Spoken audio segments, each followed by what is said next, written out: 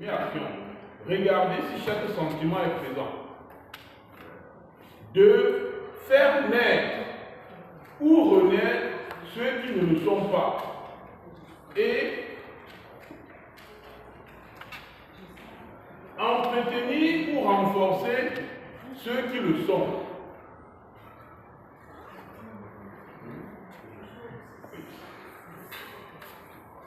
Donc, comme je le disais tantôt, on est en train de faire un zoom sur la motivation, sur l'outil motivation. On en a 8, mais on va faire vraiment un zoom comme j'ai dit. Et on se pose des questions très faciles. On essaie d'apporter la réponse. Donc, sur ce slide, on nous demande de savoir comment vous pouvez agir sur la motivation. Étant donné qu'au préalable, on a dit que tous ces ingrédients sont le fruit de certains chercheurs scientifiques qui ont été mis en place à l'INSEP de Paris.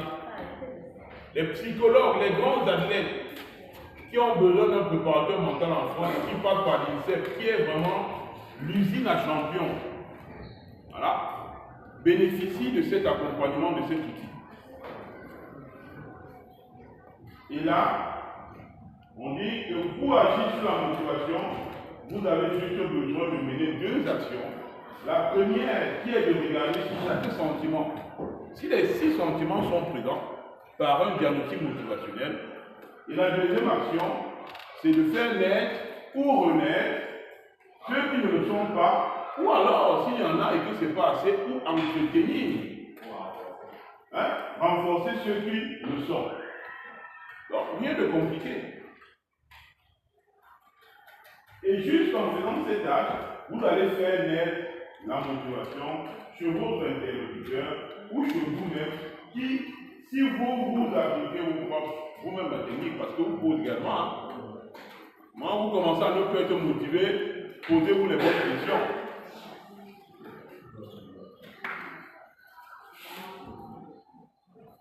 Donc, je rappelle encore, voilà le cadre motivationnel. On ne va pas trop hésiter parce que c'est un slide qu'on a vu.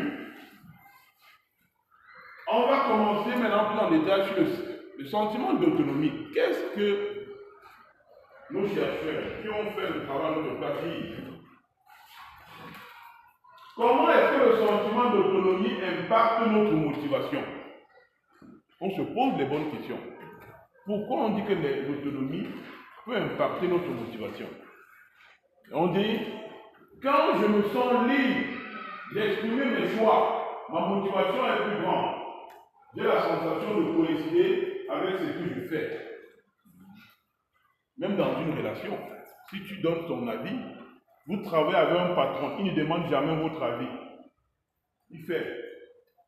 Et un autre boss qui dit, qu'est-ce que tu penses? Même si tu as... Mais tu te sens concerné. On a demandé ton avis. Même le peuple, on demande souvent son avis. Même si vous avez la science infuse, prenez la peine de demander à l'autre, qu'est-ce que tu en penses? Quel est ton avis? Parce que vous voulez l'impliquer, vous voulez qu'il garde sa motivation et qu'il se sente autonome et responsable. Vos joueurs, début de saison, cette année, voilà comment le compte est utilisé. Ils ne constatent pas. Entretien. Oui, notre effectif est difficile. Moi, j'ai vu les profils, toi. Je pense que tu vas jouer 1, 2, tu vas jouer 10. Non, mais je ne peux pas jouer. Je t'explique pourquoi tu vas jouer 10. Qu'est-ce que tu en penses? Monsieur, déjà, pour une saison, il dépend peut-être de la motivation de chaque année. Par exemple, pendant cette saison, je me sens libre d'exprimer mes choix. Ma motivation est plus grande. À l'inverse, si je ne fais qu'exécuter sans jamais avoir le sentiment de pouvoir payer sur ce que je fais, ma motivation est quasi incertaine. Démotivation. Exemple. Comme j'ai dit, elle commence que faites tes devoirs. C'est tout. Un point, c'est tout. Tu vas jouer à ce point, c'est la pointe. Tu vas faire ça, point. Souvent, on a un ton, parce qu'on veut être le coach le plus sérieux, on braque. Qui lancer fort? Qui a encore touché le ballon là? Quand je siffle, un ballon ne va pas rebondir. On aime bien ça, montrer qu'on est autorité et tout ça. Souvent, quand tu veux prendre la parole, oui, mais à un moment donné, sachez doser. Bien. Et on dit, au lieu de dire fais des devoirs, c'est tout, c'est des mouvements. Au contraire, tu préfères commencer par jouer ou par faire des devoirs. Bizarrement, il va dire, c'est lui qui a décidé, c'est motivant. Je ne t'ai pas braqué. Qu'est-ce que tu fais aujourd'hui? Tu parles d'abord, il dit, je donne 2 fois.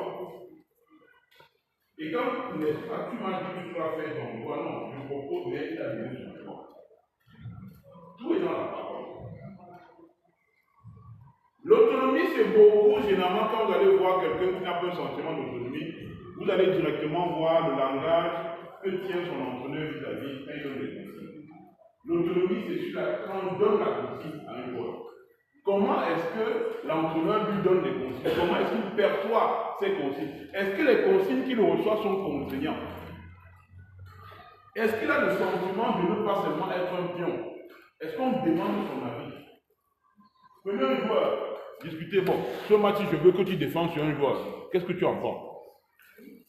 Va défendre sur lui. Laisse-la. Beaucoup ont fait comme ça. Le gars qui va aller, tu ne lui as pas demandé son avis. Est-ce que tu es en forme?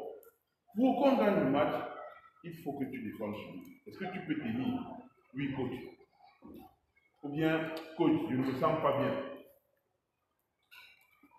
J'ai eu des joueurs souvent. Le match est dur. Toi, tu es en train de penser à le jouer, il n'est pas en forme. Viens, est-ce que tu dis que non, coach, celui-là est meilleur que moi? C'est des exemples. Oui. Comment est-il dans ce cas? Merci. Dans ce que vous dites, vous avez parfaitement raison, mais sauf qu'il y a des jours. Nous, on doit aussi souvent demander l'avis. Il peut se donner un oui qui n'est pas clair, mais tu auras pris la méthode de ne pas qu'il se sente libre. Tu lui as proposé et proposer toujours 2 fois. Je ne dis pas de prendre 2 fois, ça et ça. Parce que c'est 2 fois, mais c'est la même chose.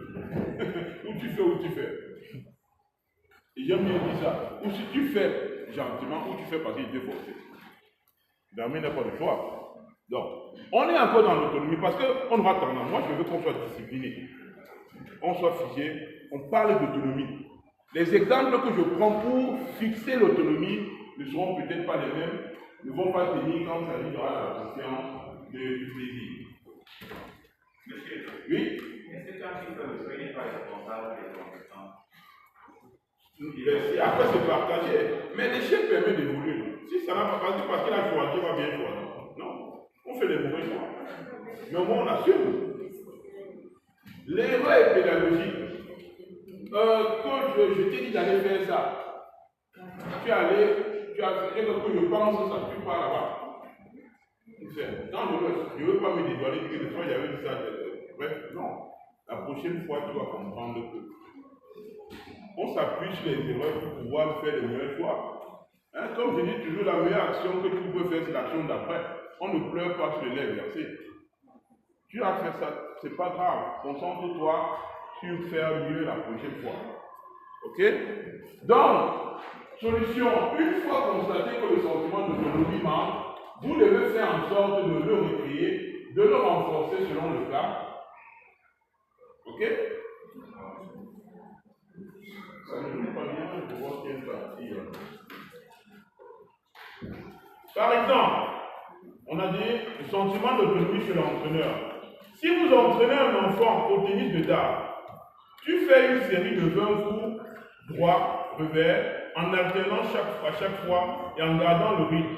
Et quand tu as fait 20, tu attaques comme tu veux. Au lieu de dire, quand tu auras fini ce que je t'ai demandé, tu peux faire ce que tu veux. Là, vous avez libéré le sentiment d'autonomie. Il aura le sentiment de ne pas être figé. Il aura fait ce que vous voulez, mais vous lui redonnez la chance aussi de faire ce que tu veux. Vous avez fait le thème de la séance, c'est je ne sais pas quoi, la passe intérieure de pied. Dans le match, quand vous aurez fait 5 meilleures passes, vous pourrez attaquer. Avant de faire ce que tu veux, que tu as l'habitude de faire, fais d'abord ce que tu veux. Avec ta fille, sentiment d'autonomie, celle qui ne fait pas la bonne technique, Hier, au-delà de l'imagerie mentale que tu lui auras fait faire la vidéo pour lui disséquer son geste, tu dis aujourd'hui, tout ce que j'attends de toi, tu fais comme je veux même 2 fois, ensuite tu continues à faire comme tu as l'habitude de faire. On trouve le juste milieu. Essaye de faire comme moi je veux que je pense. Après, fais-toi plaisir. Au cours, elle a un objectif de dire, parce que tu sais que il faut que tu ne la rates pas. Que tu dis, tu vas d'abord faire ce que j'ai dit, pour faire ce que je veux. Moi, je fais que souvent, vous me voyez en pleine séance avec les enfants. Je le fais beaucoup avec les enfants.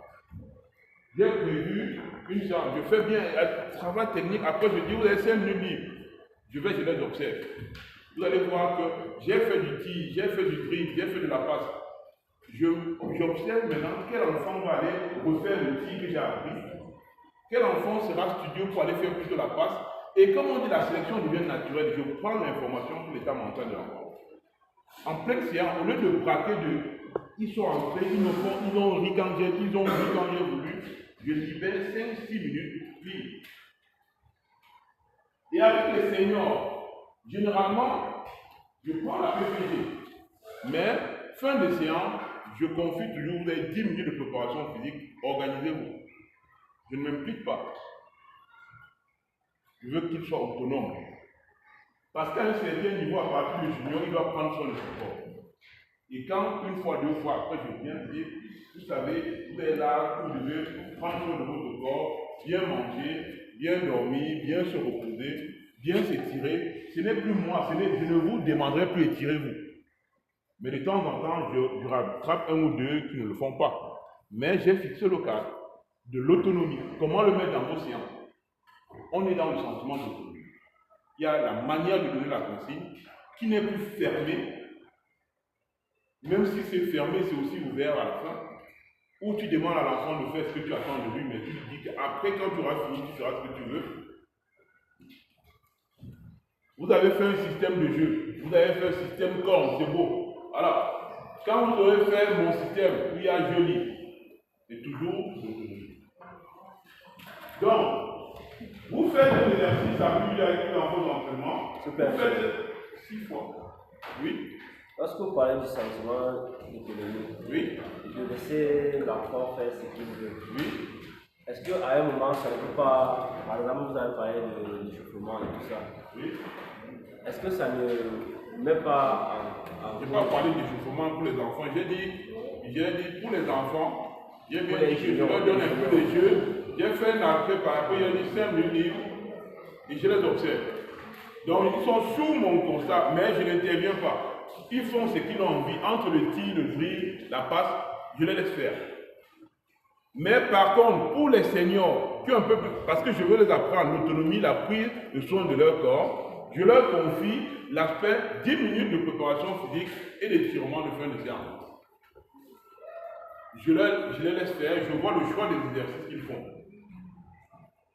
Oui. Donc, parce que je voulais parler de la mise en cause, puisque dans le cours de pédagogie pratique, il revient à l'entraîneur, à l'encadreur de le faire. Mais moi, je suis dans mon sentiment, je développe le sentiment d'autonomie à mes joueurs. Ils ne vont pas dire qu'on vient, vous venez seulement m'essorer. Moi, l'entraîneur, ce n'est pas celui qui est devant et tout le monde est derrière. Allez, je vous dis. Moi, l'entraîneur, c'est celui qui est derrière et je vous dis. Moi, c'est ma conception de l'entraîneur. Avec vous, c'est ce que je fais. Je ne suis pas en train de vous dicter, je me mets, je vous donne la parole, je m'appuie sur ce que tu as compris pour te pousser vers le haut. Il faut que tu commandes. Vous ne commencez qu'à apprendre que quand vous allez commencer à vous donner de bonnes questions. Si quelqu'un ne peut pas me dire une ou deux choses, je le mets dans quoi? Je mets sur quoi? J'ajoute quoi? Il faut la mise de base. Donc, je pense que comme je vous ai dit, il n'y a pas, si je vous dis quel est mon programme de préparation mentale dans mon équipe, je dis pour développer le sentiment de devenir, voilà ce que je mets en place. Ça peut l'autre peut faire autre chose, mais moi, de temps en temps, je donne la liberté à mes joueurs de faire ci. 1. De temps en temps, je confie la responsabilité à mes joueurs de faire cela. Parce que je veux aussi qu'ils apprennent les exercices physiques. Ce n'est pas mes exercices qui sont les plus durs. Je leur donne confiance. Oui? S'il vous plaît, qu'est-ce qu'il y a face à un enfant, par exemple, vous ne prêchez par exemple, pour lui montrer un exercice, à plusieurs reprises pour lui montrer l'exercice, mais l'enfant recommence et ne dit pas. Et quand vous allez vers lui pour essayer de poser avec lui, il vous donne son problème. Vous essayez, quand vous avez remarqué c'est un problème qui peut être résolu. Son problème, c'est quoi? Moi, j'aime qu'on soit concret. Par exemple, dis-moi par exemple. Le problème, par exemple, c'est qu'il se sent frustré parce que les autres sont toujours en train de l'appeler qu'il est le dernier, qu'il est le meilleur de l'équipe. Oui. Là, maintenant, ce qu'il faut, par exemple, ce que moi j'ai trouvé pour l'affaire, c'est l'encourager et lui dire non, tu as du potentiel. N'écoute pas les voix des autres. Qu'est-ce que toi-même tu penses de toi? J'ai essayé de l'encourager, mais jusque-là, Ok. Oui. Donc, hier, je vais revenir. Il est allé à Dubaï. Il avait ton aujourd'hui. Je reviens. Bonne question. Ce que tu vas comprendre, c'est que je vais prendre un truc. Moi, dans mes clubs, il y a ce qu'on appelle les clubs inclusifs. On n'est pas, tous les clubs ne sont pas des clubs d'école des champions. Tous les clubs n'ont pas seulement besoin de l'élite. Il y a des clubs qui ont des vocations sociales qui intègrent. J'ai souvent, dans mes équipes, des enfants qui ont, on appelle ça quoi ici, qui ont un petit retard par rapport aux autres. Tout ça, les autistes, et je suis dans mon équipe, dans mon club, j'en ai en U11, mais c'est un passionné du basket. Tu pensais que le simple sentiment de savoir que je l'aide aussi à se développer est plus important que moi que de gagner un match. Il y a la valeur éducative ici dans ce qu'on fait. Mais j'ai fait mieux. Je discute avec les autres membres de l'équipe pour leur dire que, d'abord, je ne juge jamais mon joueur. Vous êtes venu ici, je vous ai pris, vous ne savez pas jouer au basket. Je ne vous ai jamais insulté. Vous n'avez pas le droit de juger un autre camarade que moi le coach. Votre avis m'importe peu, parce que si je veux te ficher, tu vas sortir, tu ne vas plus venir, et je mets des sanctions. C'est-à-dire que j'interdis d'abord à un jeune de juger, il ne peut qu'encourager son camarade. C'est ma ligne de conduite, parce que je ne suis pas dans un club de champion. Et même à cet âge, je ne sais pas quel âge il a, même le règlement fédéral, 10 ans, ça c'est un U11, c'est bien, quand je prends même mon exemple, le règlement fédéral dit en sorte que les compétitions, même à cet âge-là, tu es obligé que tous les enfants aient un temps de jeu imparti. C'est-à-dire qu'il n'y a personne qui doit jouer plus que l'autre. Si vous êtes 5, tout le monde va passer. Quand on va voir, l'arbitre va tenir compte de ça. Tu as joué un quart-temps, l'autre va jouer un quart-temps. Toi, je gérer mon quart-temps où j'attaque, mon quart-temps où je mets les faibles au terrain. Mais tout le monde a. C'est que c'est quand même quelque chose qui touche même à la société. Donc ça ne veut pas seulement, je ne peux pas me contenter d'aller parler à la personne. Oui, nanani, nanana, tu ne veux pas que. Non, je frappe fort. Je lui parle, je lui dis, désormais, quand il y a un problème, viens me dire. Et j'arrête toute la séance. Je repasse un coup de savon. Je convoque même les parents de l'enfant qui a dit ça. Je repasse un coup de savon, une peinture, et change parce que c'est ma ligne de conduite que j'inculque dans mon club. Parce que tout le monde a sa place. Si tu es champion et que tu ne peux pas jouer par plus faible que toi, je te propose un autre club directement. Où tu vas aller là-bas te bagarrer pour aller à l'équipe nationale. Moi, je suis un formateur. Chacun a sa place. J'ai bien dit ici, c'est la ligne de conduite. On est inclusif. Et tous ces problèmes ne peuvent pas seulement se limiter. Parce que tu le dis, mais c'est pas qu'il ne s'est pas plaint de toi. Montre-lui aussi que ceux qui lui ont dit ça, c'est clair que même s'ils le font dans son dos, il y a des enfants qui lui font les petits doigts d'honneur, voilà les petites mères. Si tu entres dans mon club de jeu là, mais j'ai même tapé et insulté. Hein. Souvent même, vous allez trouver ça rigolo, que ma plus grosse punition, c'est mettre sur les côtés. Mais vous avez dit que ça, et ça va faire mal.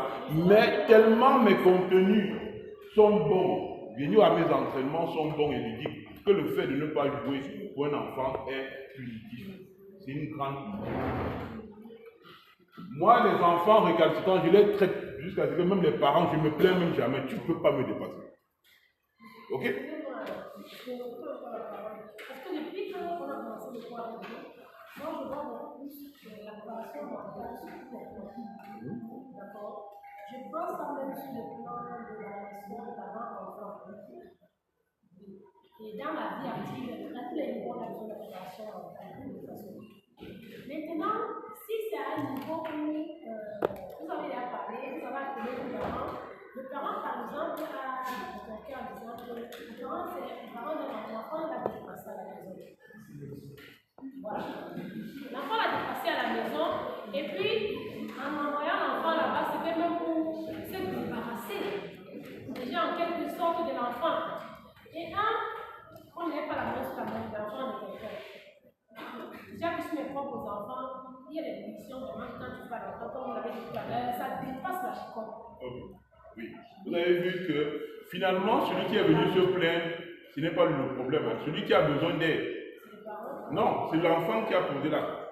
Oui, c'est l'enfant qui a posé l'acte. Mais l'enfant. Ce que je veux que tu comprennes, c'est que, oui, que j'ai créé le cadre pour protéger l'enfant qui était victime.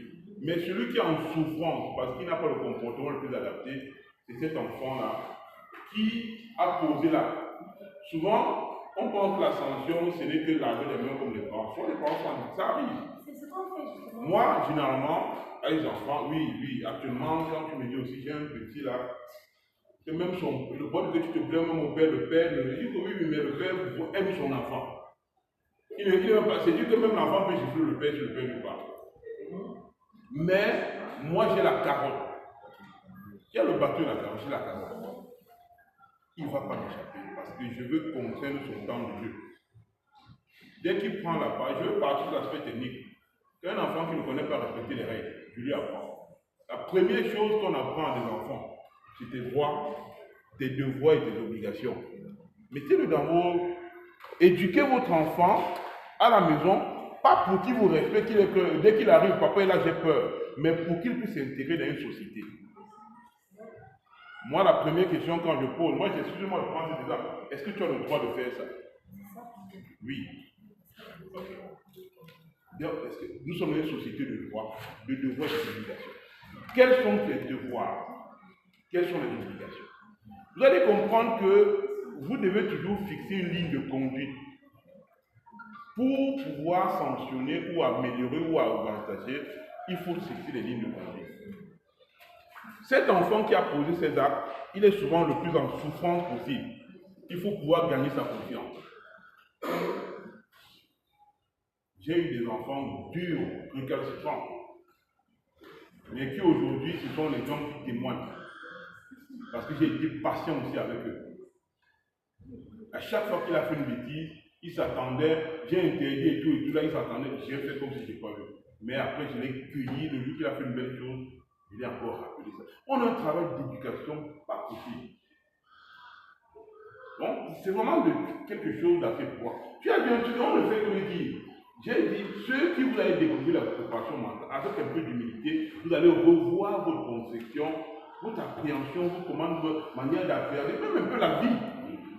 Je me limite à l'aspect sportif ici, mais même dans votre plan de travail, je veux vous dire, peut-être si on a du temps à la fin, si on accélère, on va pouvoir y arriver. Ok? Donc, vous entraînez, vous faites un exercice à plusieurs enfants aux entraînements. Vous faites tout l'exercice 6 fois, et tous les 6 fois, vous faites un match à 4 points, et en jouant comme vous voulez. Donc, il y a, pour l'autonomie, il y a la consigne. Comment est-ce que vous donnez les consignes? Ok? Il y a la responsabilisation des joueurs qui peut vous permettre, s'il a un problème d'autonomie, de pouvoir améliorer son corps.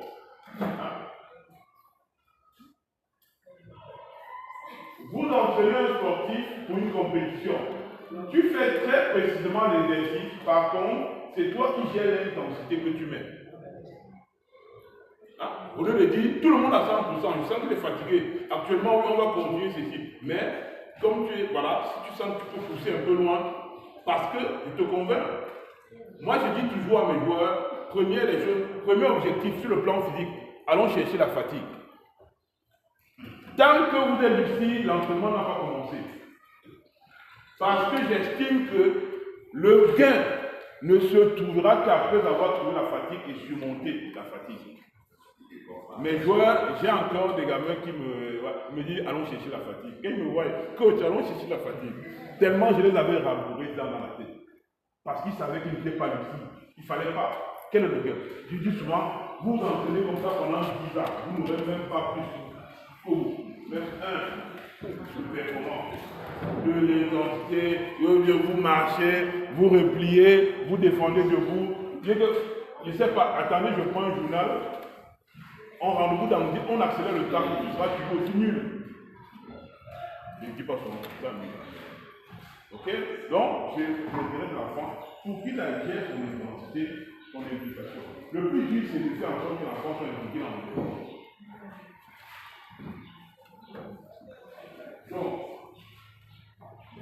Dans le sentiment, j'ai pris des exemples pour les entraîneurs. Par exemple, pour les sportifs, vous êtes entraîné par un entraîneur et vous vous rendez compte qu'une des causes de la diminution de votre motivation vient du manque d'autonomie ressentie. Vous avez la plein de dire que mais il n'y a pas de liberté, qu'est-ce que je peux faire? Parlez-en à votre entraîneur, dites-lui que vous souhaitez un peu plus d'espace dans l'exercice et que vous avez besoin d'un programme d'entraînement qui vous laisse plus d'autonomie.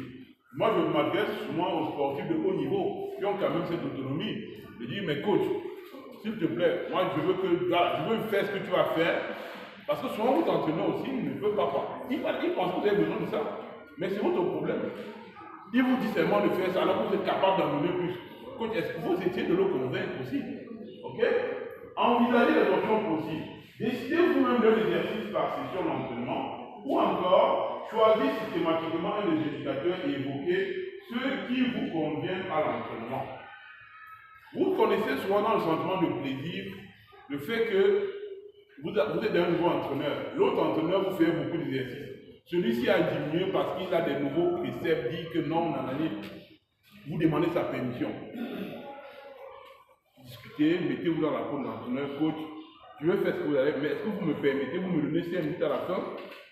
Hein? À la fin de l'entraînement, donnez-moi un ballon, je vais faire un travail supplémentaire parce que je sens que j'en ai besoin. Ou alors je vais venir 30 minutes avant pour faire mon programme. Donc, il y a cette collaboration qui va toujours permettre de consolider votre sentiment d'autonomie. Le sentiment de compétence. Qu'est-ce que c'est? Comment est-ce que le sentiment de compétence impacte notre motivation? Si j'ai l'impression d'être totalement dépassé par mon sujet, si je ne comprends rien à tout ce qui se passe, si tout va trop vite pour moi et me dépasse un peu, je ne trouve aucune prise sur mon sujet, le sentiment d'incompétence entraînera sûrement une démotivation quasi certaine. Exemple, je suis débutant en boxe et je monte sur le ring contre le champion du monde. Démotivant. On dit que tu es pas une partenaire. Tu sais toi-même que tu vas recevoir, même engagé, même tu ne vas pas le faire. Okay? De même, si je suis un expert et que l'on me fait jouer avec des débutants, sentiment de surconfiance, démotivation quasi certaine. Notre champion qui ne veut plus s'entraîner, est-ce que ce n'était pas un sentiment de voir que je suis très fort et très faible et que maintenant tu perds ta motivation?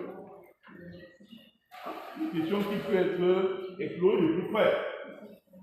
Au contraire, si on me fait jouer au tennis contre quelqu'un d'un peu plus fort que moi, mais que je dois pouvoir gagner grâce à mon enchaînement sérieux, c'est motivant.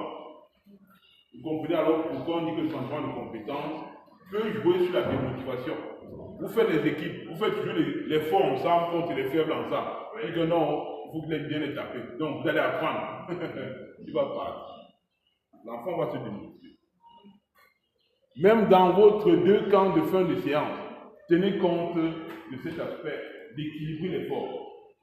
C'est nécessaire, pas parce que tu veux garder l'état de compétence, le sentiment de compétence.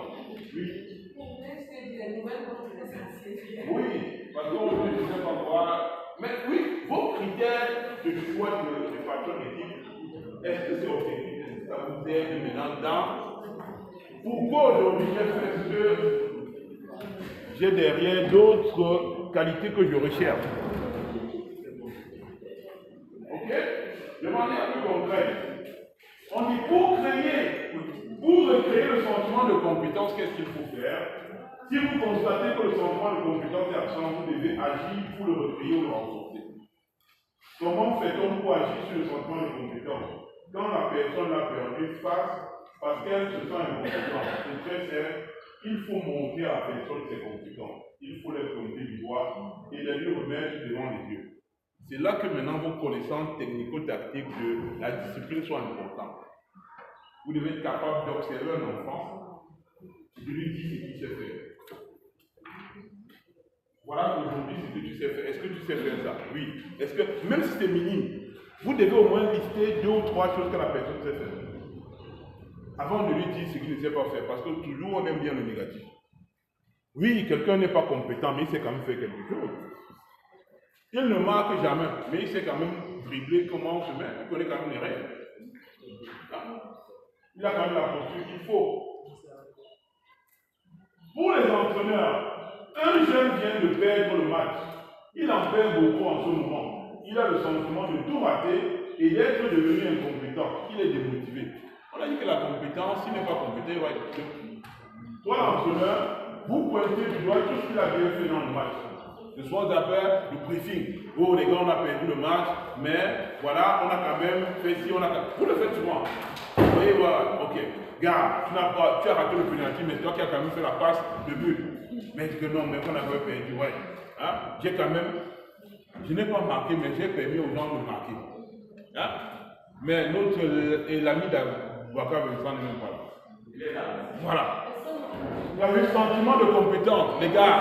Mais je n'ai peut-être pas marqué, poursuivi. C'est mon objectif comme un but, mais je suis le leader. Ma présence sur le terrain a permis. Il faut valoriser d'autres choix.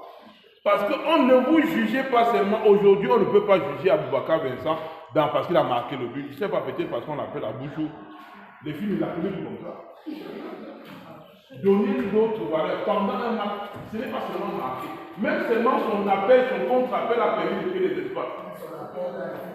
Même seulement sa présence, son fait d'esprit, le fait que ce soit à bout devant les défenseurs, ça diminue leur capacité et ils sont en train de penser. C'est bien.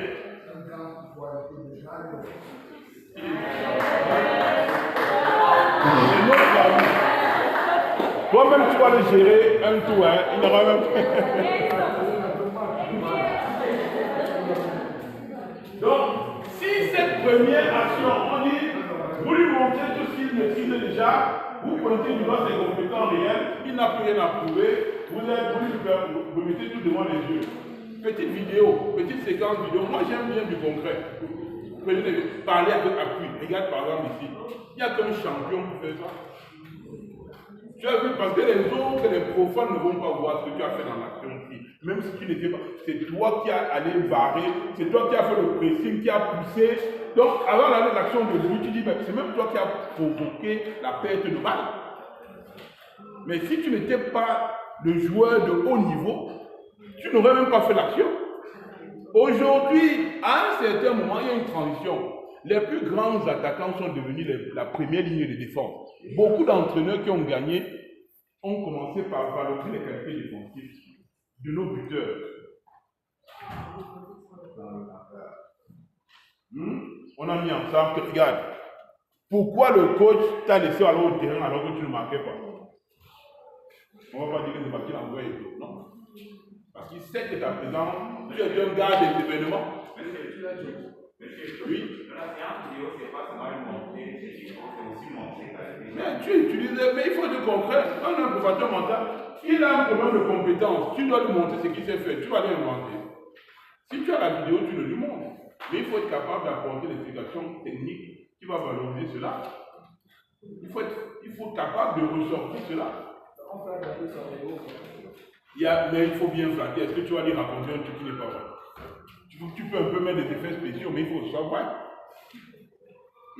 Dans la tonalité de la voix, tu peux tout changer, mais s'il n'y a rien à faire. Donc, si cette première action ne suffit pas, continuez à lui montrer, de lui parler de ses compétences. Par exemple, vous lui faites faire un match contre les moins forts pour qu'il gagne. et vous débriefez ce match en pointant. Vous avez une équipe qui vient de passer, ils étaient en région. Ils sont maintenant en national. Ils perdent les matchs. Ah, un jour, vous faites un match amical avec les gens de région et vous leur demandez de refaire ce qu'ils n'arrivent pas à refaire là-bas. La fameuse défense de zone qui ne marche pas parce que les autres font des bobos, ils essaient dans le petit, ils vous lèvent ça marche. Parce que vous êtes en train de bloquer le changement de compétences, vous ne gagnez pas parce que vous ne savez pas, parce que les autres sont plus forts. Mais on est dans le même. On va aller chercher des alliances qui vont nous permettre de rivaliser avec les meilleurs. Mais on est là. Mais en aucun moment, on va dire je ne suis pas compétent. Je sais faire quelque chose. Je ne peux pas être nul de chez lui. Le sportif, vous avez vu comment je vous dis qu'on devait détailler, à chaque fois qu'on prend un sentiment, on se met dans la peau de l'entraîneur, on se met dans la peau du sportif. C'est bien comme ça. C'est bien comme ça. C'est lui qui a apporté le vidéo pour le faire. Non, il me laisse seulement de. Il ne pouvait pas envoyer d'abord le monsieur. C'est quoi? Pourquoi il pense à quoi? Non, c'est le monsieur de Dubaï. Ah ouais. Ok. Donc pour le sportif, vous allez faire une bonne saison l'année dernière. Mais cette saison, votre chrono s'enchaîne. Hein? Vos chronos s'enchaînent. Ils sont très mauvais. Ça fait déjà un moment que ça dure. Et vous sentez que ça finit par vous démotiver. Hier, tu nous as dit qu'il faut se marquer par en retraite. Que c'était le maire, non? Qu'il faut qu'il abandonne. Qu'il ne voit même pas aimer, qui a aussi laissé. La contre-performance, le sentiment d'incompétence peut agender, mais tu ne vas pas te les laisser quand même. Mais hier, tu l'avais déjà signé son acte de mort, certificat de décès, fin de carrière, je te dis non. C'est vrai que tu vas plus faire comme ça. Posez-vous et prenez le temps de réidentifier vos compétences. Vous êtes un sportif. Qu'est-ce que vous savez faire? Ça ne peut pas finir comme ça. Ça ne peut pas disparaître d'un match à l'autre. Vous ne pouvez pas vous vider comme ça. Abou ne peut pas devenir lambda. Il ne sera jamais quelqu'un de lambda. Il faut que tu lui envoies la vidéo du coup parce que c'est bon. Mais lui-même, tu dis que, Abou, je te parle depuis. Toi-même, tu dois parler de ce que tu sais faire. Est-ce que c'est encore moyen? Tu peux te raconter quoi que tu ne connais pas? Tes dribbles, c'est les buts que tu marques devant, alors que le sang-froid, tu lui fais repasser tes top buts. Mon frère, est-ce que c'est quelqu'un qui a fait ça à ta place?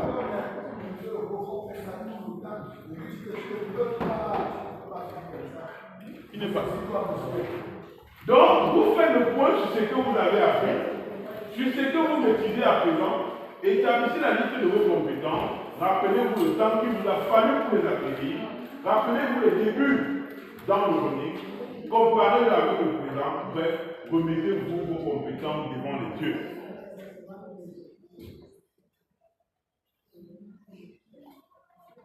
Le sentiment d'appartenance, on est déjà au troisième. Il y a des choses qui sont, quand c'est clair, on ne peut pas les commenter, on ne pose pas les questions. Bon. Et qui n'a rien prévu, mais tu as tout prévu. Tu peux encore savoir. Oui. Monsieur, je vais prendre un peu le cas d'un athlète qui prépare peut-être une canne. Une canne? Oui, pour une canne. Un athlète sportif. Depuis quand tu es footballeur? Oui, un footballeur. Oui. Oui. Alors, il se blesse. Comment faire pour l'aider à table? D'abord, il faut que vous soyez. Pourquoi il forcer à vouloir sauter les étapes? L'autre régulateur là, il est là. Donc, il faut d'abord, la première des choses, c'est qu'il aille d'abord, qu'il trouve comment retrouver ses conditions physiques. Il faut qu'il se concentre dans sa rééducation pour retrouver le top le plus facile. Par contre, l'état mental peut lui permettre de guérir plus tôt. Que disent les médecins? Rupture des ligaments, il faut combien de temps pour guérir? Est-ce que tu dois être opéré? On part d'abord, on laisse le foot, on part dans la concentration. Parce que l'envie de revenir au niveau est dans la vision. Il y a des gens qu'on avait dit 6 mois, au bout de 3-4 mois, ils étaient au cœur. Parce que dans l'état, la tête, il n'est pas encore le point du noir. Voilà. Donc, la tête va aider. Mais déjà, uniquement, il faut qu'il suive le programme Comme il va parler à la maison, il dit que non, je vais prendre la tête, non. Il ne va pas cacher sa blessure. Il doit assumer. Parce qu'il y a des blessures qui peuvent vous handicaper sur toute votre carrière, des blessures mal soignées. C'est encore la traumatologie, j'espère que vous avez fait des couches là, des traumas. C'est important pour la carrière. Moi, je perds des matchs actuellement. J'ai un groupe où les filles sont en pleine, elles sont en 15 ans, 16 ans, elles sont en U18, mais entre la morphologie et la puberté, la charge de corps, il y a certaines qu'on a commencé la musculation, mais ce n'est pas encore équilibré, les douleurs dans le dos. Mais entre vouloir la forcer à nous gagner un match, alors que c'est sa vie qui peut en dépendre, et tout ça, le choix est vite fait moi parce que je suis confiant. Vous savez, la fougue que j'avais quand j'ai commencé mes entraînements il y a 20 ans ou quoi que ce soit, c'est je suis tellement prudent aujourd'hui qu'on me pense justement que finalement je ne veux rien faire. Non, parce que je prends en compte l'intégrité de mon pouvoir. L'important, je passe en dernier, même si c'est ce que j'enseigne, je peux être capable de mettre un match de côté, je préserve jusqu'à la fin. J'ai raté un tournoi de montée parce que ma joueuse était blessée. Elle serrait les dents, mais je ne l'ai pas touché. Je lui ai dit, je perds parce que si tu aggraves cette blessure, c'est pas comme ça. Vous comprenez, il y a vraiment des choix. Mais il faut associer, il faut se mettre du côté. La même joueuse que le médecin a signé un arrêt de sport de 6 mois, je lui ai dit, moi-même quand je vais aux entraînements, j'ai mal partout. Si dans ta tête tu veux revenir, tu reviendras. Mais on va écouter ton corps, mais on ne va pas être dépendant de ton corps. Est-ce que tu as envie? Elle est venue d'abord au début. On a commencé à faire des exercices tout seul, pas d'opposition. Mais j'ai dit, si tu peux faire 1 an, tu vas perdre ta motivation. J'ai trouvé, viens aux entraînements, viens coacher avec moi. Elle est restée dans l'esprit de l'équipe. On va en compétition, elle met même le maillot, mais elle n'entre pas au terrain. Parce que je voulais préserver qu'elle ne se convainque pas qu'elle ne peut pas. Un jour, elle est venue aux entraînements, j'ai dit 5 contre 5. Elle a tenu. Après, est-ce que tu as mal? Non. Elle était souriante comme on dit banane. Parce qu'elle avait pris du plaisir, les écoles. Deuxième entraînement, même chose, je n'ai plus. Donc, j'ai préparé son intégration dans l'équipe parce que derrière, je préservais son équilibre, sa motivation. Et à un moment donné, elle est revenue plutôt que prévu. Monsieur, mais il y a des cas de joueuses ou athlètes au cours d'un match, elles se font mal. Et elles disent qu'elles peuvent continuer. C'est la gravité du match, le médecin qui me dit. C'est le médecin qui me donne le diagnostic. Il y a peut-être l'épaule, peut-être le pied, si ça n'équilibre pas, mais c'est le médecin, ça dépend de la gravité de la blessure. Est-ce que le fait, je sais que ça existe, hein? Moi j'ai une médecin, mais il y a ce que je te demande, mais ce que j'observe. Mais je peux vous dire que je regarde tellement que souvent elle fait comme ça, je dis viens, ça fait, elle dit oui, elle part encore, je dis viens, viens t'asseoir. Je ne crée même pas un débat, pourquoi c'est que mon repose un peu, tu vas revenir plus frais. Il y a d'autres trucs que je sais que si elle te la sort, je vais te la faire parce qu'elle va se refroidir. Donc il y a, je ne sais pas, un truc là. Je ne veux pas dire que non, mais peut-être c'était, il y avait plus de remplacement. Il y a des cas de figure où. C'est la joueuse Oui, peut-être, je veux le mettre, je veux quand même préserver, mais pour moi personnellement, l'intégrité du joueur, je ne joue pas avec. Bête à le faire. Il y a ceux qui se font mal au genou, mais ils vont jouer. Si la blessure ne va pas s'enfler, mais c'est un peu, je vais vous prendre un exemple. Votre pantalon par mégal s'est déchiré là, pas une petite truc là. Vous continuez à faire un autre là. Mais si ça s'est déchiré ici, un peu, et que vous êtes avant de... Vous comprenez ce que je dis? C'est un but d'esprit. Est-ce que ça va aggraver ou pas? Si il y a des risques de... non.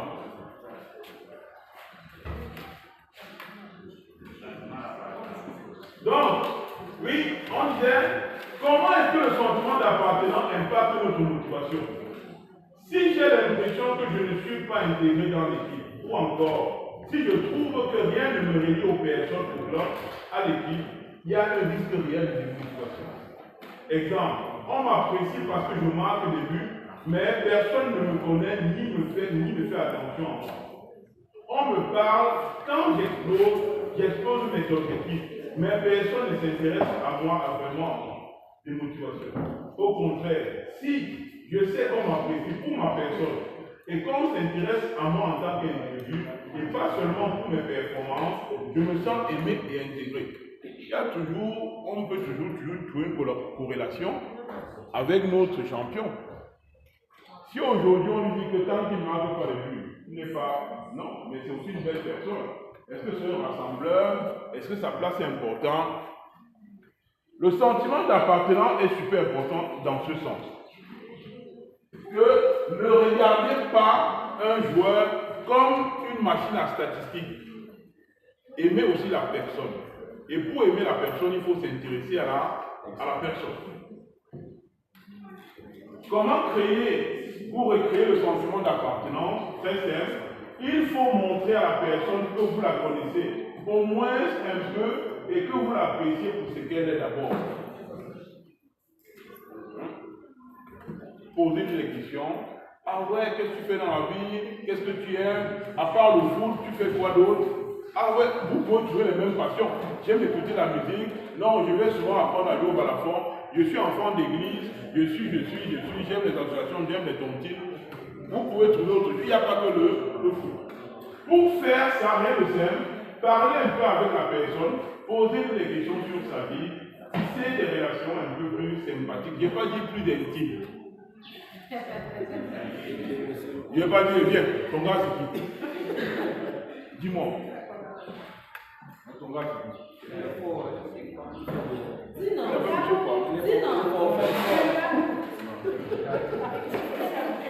Voilà le prototype de ce qu'on va faire. Mais qu'est-ce que tu aimes alors? Qu'est-ce que tu fais d'autre? D'accord, oui, ok. Tu as des enfants? Super. Ils vont à l'école? Ils ont quel âge?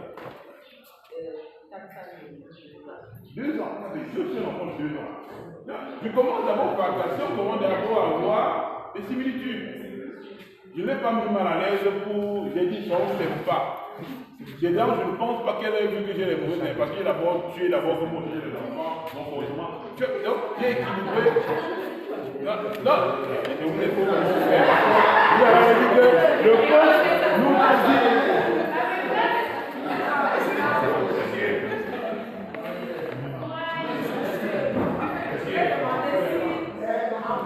En étant préparateur mental, la tête commence à se remplir, elle commence à avoir des bébés. Oh là là. Ça m'énerve. Moi, j'ai envie de voir. Non, vous savez, méfiez-vous de ce que vous voulez là où j'étais l'optimisme. Moi, avant même que ça arrive, c'est que oui, il y a des instants, parce qu'il y a des filles aussi qui pensent en étant l'ami du coach, elles vont pouvoir le temps de jeu. Il y a des gens, qui vous donnent, même vous proposent, même parce qu'elles veulent que vous la redevance. Elle dit, comme tu as redevance, tu es obligé. Évitez d'être redevable vis-à-vis de joueuses, parce que c'est un sourire. Évitez aussi, toi-même, il ne veut pas, regarde-moi, c'est pas tu vends les arrêter, après ton paquet. Nanana. C'est la pauvreté de ce gars qui fait ça. Moi, j'ai les principes. Tout le monde a mon numéro. On communique, mais je peux parler de tout. Mais ça ne serait pas dans l'optique de profiter d'une situation. On va me dire profiter, ça sera trop dit. Je connais mettre les barrières. J'ai la chance, et je peux le dire aujourd'hui, quand j'ai embrassé le métier d'enseignant de PS, quand j'ai fait le concours, il y a 23 ans, j'ai fait le concours de 2001, sénateur de Tcham. Je m'étais dit que je devais être le meilleur enseignant dans ma vie. Et je savais déjà que la renommée qu'avaient les enseignants, par rapport au succès qu'on a au niveau des élèves et tout, mais moi, je m'étais donné ça comme interdiction. Je ne sortirai jamais avec une de mes joueuses, avec une de mes élèves. C'est une volonté personnelle. Pas parce que mais parce que je ne voulais pas, je voulais faire la différence.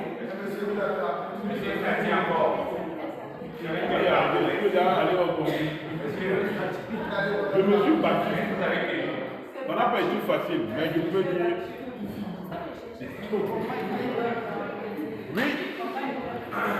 C'est juste aujourd'hui, c'est oui. Merci de passer la parole. J'avais une préoccupation. Je voudrais savoir quelles seraient vos réactions avant de vous accueillir les filles. L'entraînement des filles, nous savons que c'est un entraînement qui est hyper dur. Lorsque les filles vous abordent, monsieur, en tant qu'entraîneur, et que vous trouvez peut-être qu'une d'entre elles a un manque d'affection et que vous lui apportez de l'affection, les réactions des autres, comment vous gériez ça? Comme nous savons que les filles sont souvent susceptibles au boulot, quand peut-être tu as ces moments, tu as dans la carte, tu te donnes pas une, elle vient que tu sois avec les filles et les autres, comment vous gériez ça? J'ai eu la chance, si j'ai entraîné pendant 20 ans, chaque année, moi pendant 15 ans, j'ai entraîné plus les filles que les garçons. J'ai eu cette facilité de contact avec elles. Mais moi, je vous dis, les filles, au-delà, nous-mêmes aussi, ce n'est pas parce qu'une fille vous aime que forcément quelque chose va arriver. Et selon l'âge, il faut tout se mélange dans les sentiments. Entre l'amour, l'admiration, l'estime, le respect, et tout ça, c'est des sentiments qui se mélangent très vite dans les yeux d'un enfant. Et que c'est à nous d'avoir la capacité de pouvoir, même si elle m'aime, je peux l'utiliser pour l'aider dans ma discipline. Pas pour en abuser, pour passer à l'acte. Il faut faire le distinguo. Je ne vais pas vous dire, oh non, non, non, non, non. Ça arrive. Et c'est même bien. Moi, vous entraînez les filles, si vous ne vous aimez pas, ils ne vont pas vous écouter. Les filles, je peux vous dire que si vos filles, vous entraînez les filles, elles ne vous aiment pas, il y a une qui vous déteste, elle va vous gâter votre travail. Donc, elles sont même obligées de vous aimer. Arrangez-moi ce qu'elles vous aiment. Alors, une fille vous déteste, elle va gâter l'équipe.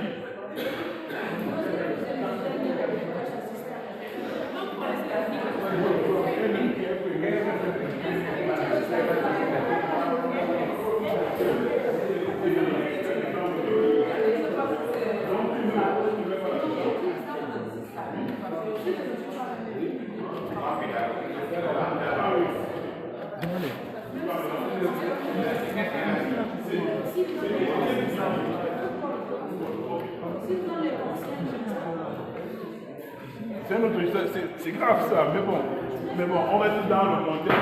Est-ce que le fait d'avoir un béguin, est-ce que c'est positif ou négatif? Comment est-ce qu'il faut gérer? Moi, je dis, partons d'abord, c'est à vous, il faut faire le distinguo. Il y a des enfants, elle ne peut pas vous aimer.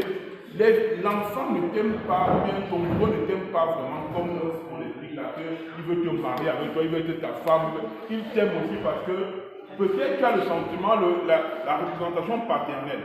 Peut-être parce qu'il veut jouer au foot. Donc, il faut d'abord disséquer ce contenu de sentiment et clarifier. Et éviter d'avoir juste des gestes déplacés ou attiser ça dans ce sens-là. Parce que toute flamme qui n'a pas de retour finit par s'estomper. Tu m'aimes, même toi-même, tu dragues une fille, on va aller dans le... Elle ne te dit pas, mais tu vas finir par... Le sentiment va partir, non? Tout simplement. Mais si tu es là de temps en temps, tout le temps c'est toi qui es fou. Tu vas. Moi j'amortis le mot au sol. Oui. De nos jours, nos enfants sont très psychologiques. Comment se comporter face à un enfant de 10 ans qui écrit une lettre d'amour à son enseignant? Voilà, vous êtes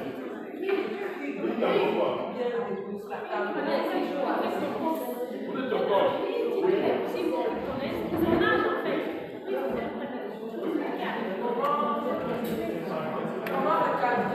Est-ce que c'est que vous regardez, forcément remonter?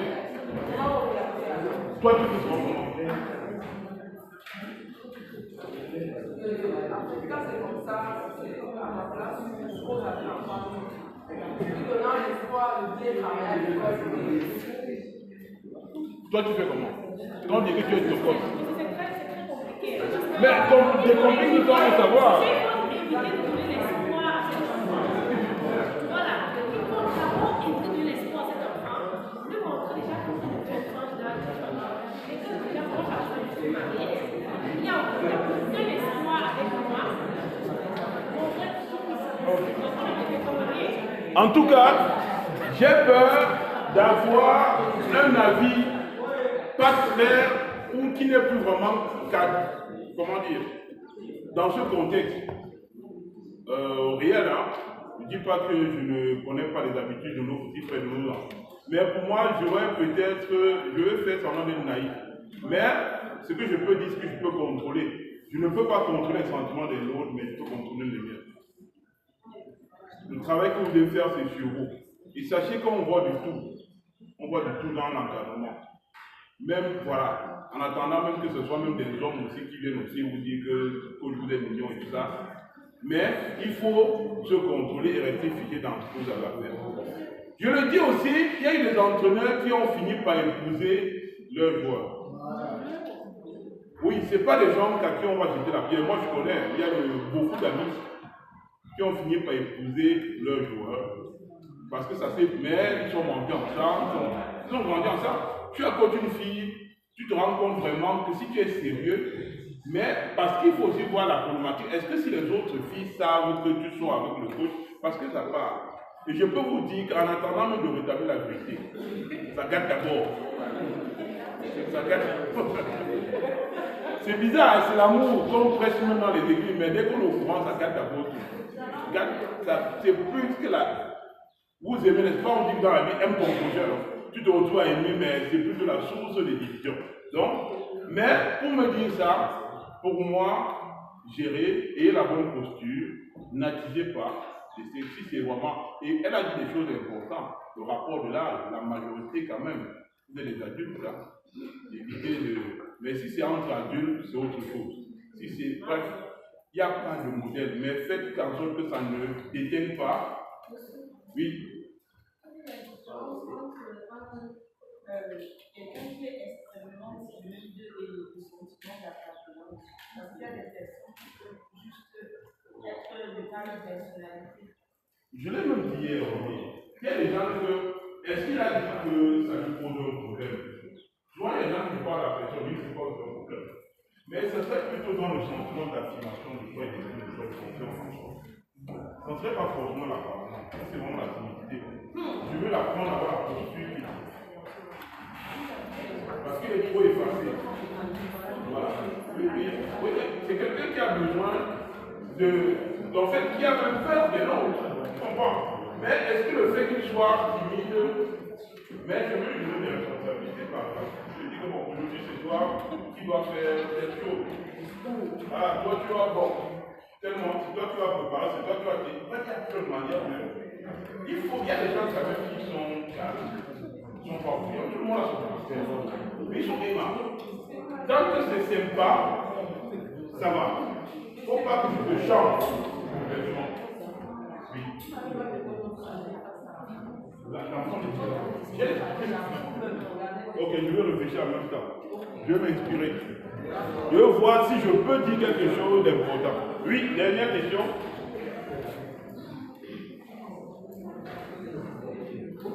Oui, vas-y. Je n'entends pas, s'il te plaît.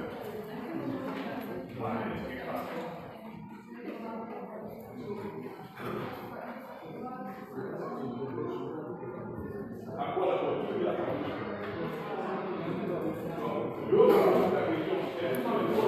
Comment on parle des livres et tout ça, et comment on fait les profs individuels, on n'a pas fait le choix. On n'a pas fait le choix. Nous sommes dans la partie. Est-ce que tu appartiens? Est-ce que tu te sens appartenir même au bout des années? Moi, tu es avec tout seul. Mais est-ce que tu fais partie de l'association même des années, du syndicat des années? Ou bien c'est toi le sache le monde qui parle du travail? Il y a une vie de communauté qui est centrale. Est-ce que tu ne peux pas dans une santé seul? Tu rencontres des gens comment tu arrives avec les autres avec qui vous partagez la même culture, les mêmes équipements? Comment tu te comportes avec les autres joueurs de ton entraîneur? L'équipe, ce n'est pas l'équipe de foot, l'équipe de basket. Mais c'est des personnes avec qui vous pratiquez la même discipline sportive. Donc, on prend l'exemple, on dit une jeune joueuse arrivée dans le club ne s'intègre pas vraiment dans l'équipe. Elle arrive en dernier moment, se change, joue et puis repart aussitôt. Demandez-lui par exemple, si vous avez ce type de joueur, demandez-lui de rester un peu après l'entraînement. Prenez 2 autres personnes de l'équipe et discutez avec elles, après l'entraînement, pour que chacun se présente qui il est, ce qu'il aime, etc. Vous créez ainsi un sentiment d'appartenance de la personne. Je vous ai dit, si au lieu d'avoir des trucs isolés, au lieu qu'on t'accuse que tu ne parles et que vous venez à deux, tu sais que, parce que je suis clair, il n'y a pas d'ambiguïté. Tu tiens compte, il ne faut pas qu'on dise que le coach il parlait de ça. Je veux mettre la petite contrainte. Et je lui dis, mais toi là, tu m'as dit que tu fais la boxe, non? Tu habites dans quel quartier? Tu es aussi de nouveau en France. Tu aimes ça, parce que je sais qu'il y a une de mes joueuses, je crée des similitudes, des connexions. Parlez-vous. Samedi, tu m'as dit que souvent le samedi, tu as souvent, et tu passes souvent au champ à tel endroit. Mais tes parents ne peuvent pas. Pour moi, par exemple, là-bas, c'est les covoiturages. Parce que bon, il y a des grandes villes où chacun des enfants prend les bus, mais on organise souvent les covoiturages. Pour aller aux entraînements, il y a un parent qui va ramasser tous les nouveaux enfants qui arrivent. Il y a un enfant qui ne veut pas s'inscrire au basket parce qu'il ne sait pas qui va l'amener. Il dit que tu habites où? Vois tel parent, tu lui dis, je ne vois pas ta place, va voir tel parent. Tu lui dis que est-ce qu'il ne peut pas venir en même temps, vous ne pouvez pas prendre le taxi ensemble. Là, on intègre rapidement. Au lieu que ses parents viennent seuls, on va dire que non, ça veut dire, tu vas passer des autres. Non, rentre, on va venir à l'écouter. Okay? Bon, je ne sais pas si ici, c'est pas de péter les habitudes, mais il y a plein de choses. Je veux quand même faire le distinguo des cultures. Donc, autre exemple, vous entraînez un joueur au cours particulier, et si vous avez un rapport uniquement orienté performance et entraînement, il y aura un déficit de sentiment d'appartenance.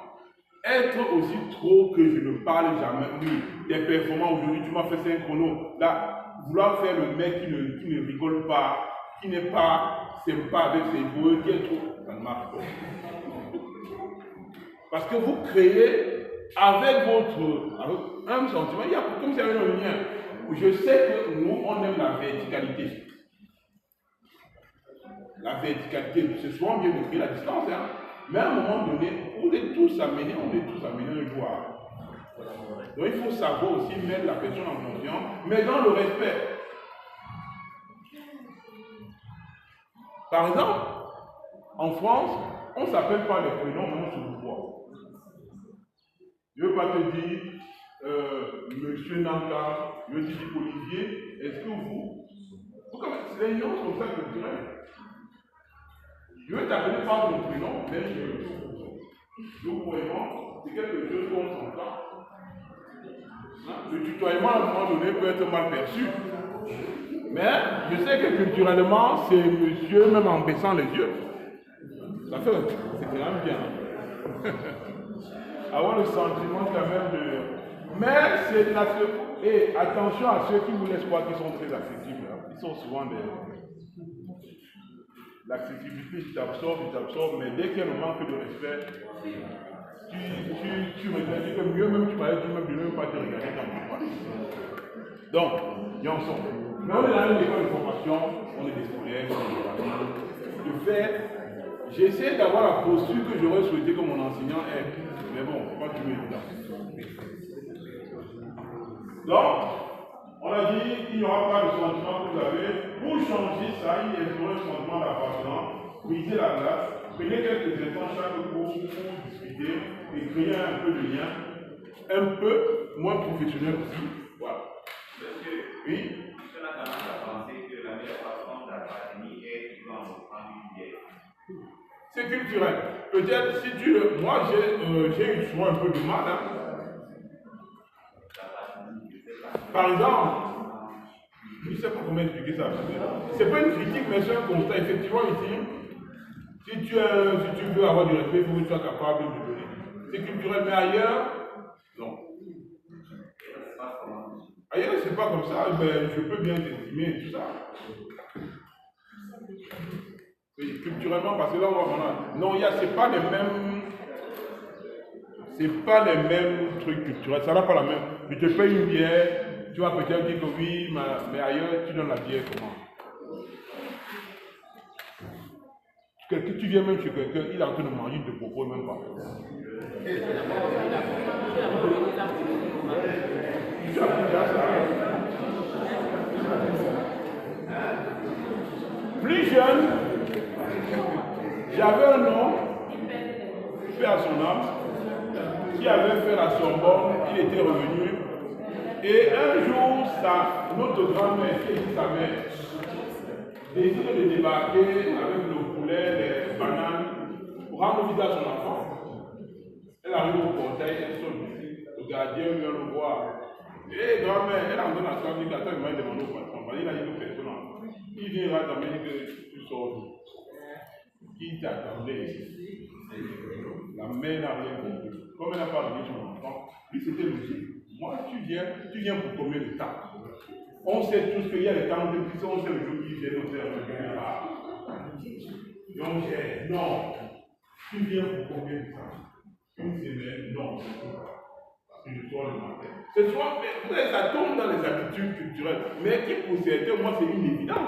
Tu ne peux pas débarquer chez moi sans venir. C'est sur rendez-vous. Même quand je vais chez le garagiste, j'ai rendez-vous. Je ne sais pas comment vous dire. Non, mais je comprends, mais au moins, non, je reste encore camerounais, même dans mes... Donc, je fais faire le cinéma. Il y a des choses que je ne peux pas faire. Non, je n'ai pas grandi là-bas, j'ai grandi. Je suis ici, même si j'ai une vie famille, mais non. Je ne comprends même pas. Je ne dis pas qu'ils sont bien, ils sont mauvais, mais je comprends la mentalité. Je dis, tu ne peux même pas aller encore mouiller que chez le garagiste, comme vous dites que gars, non, mais ici c'est comme ça, c'est la culture. Je veux quelque chose de banal. Si banal pour dire que c'est sur rendez-vous. Tout est sur rendez-vous. Quand tu vas venir chez moi, tu vas me dire quand tu viens, quand tu pars. Et ce n'est même pas parce que je ne veux pas, parce que je dois m'organiser pour aller te récupérer, organiser ton séjour chez moi, pour tes loisirs, je dois m'organiser. Je dois intégrer ton planning dans le mien. Quand tu veux te déposer, il faut qu'on tombe d'accord. Ce n'est que logique. Mais dans ce contexte, on va dire que là, tu as eu le montrer quoi.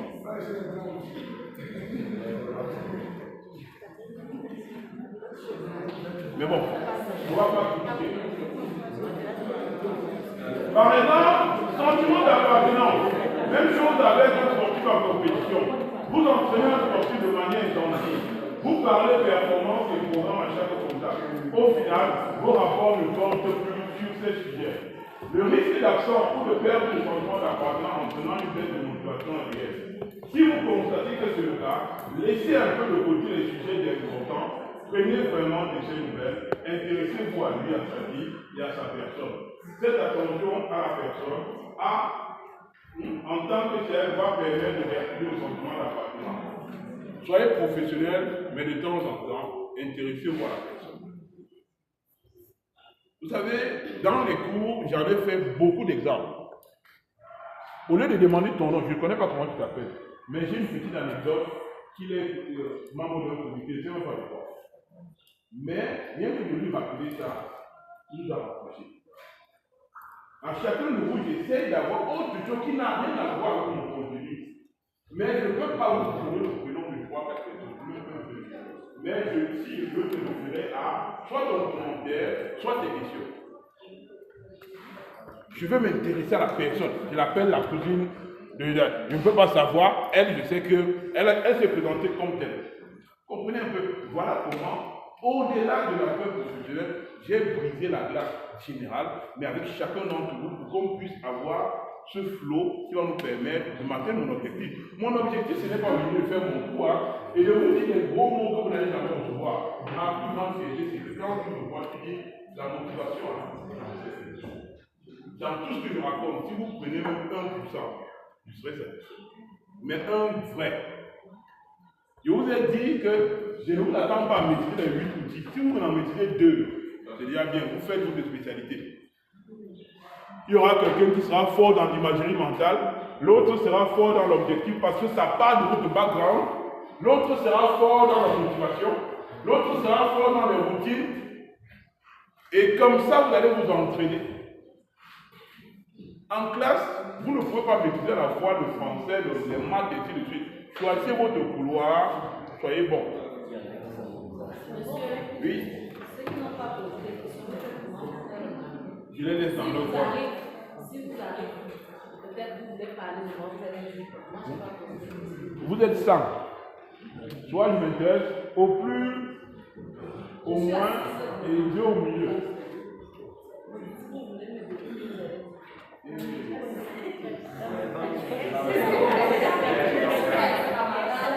Je vois que vous en faisant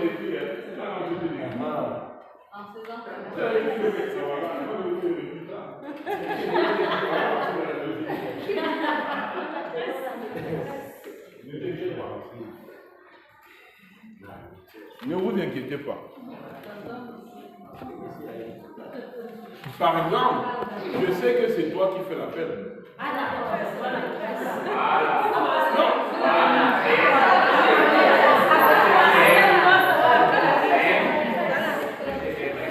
Et si je commence à décortiquer, même avant d'arriver.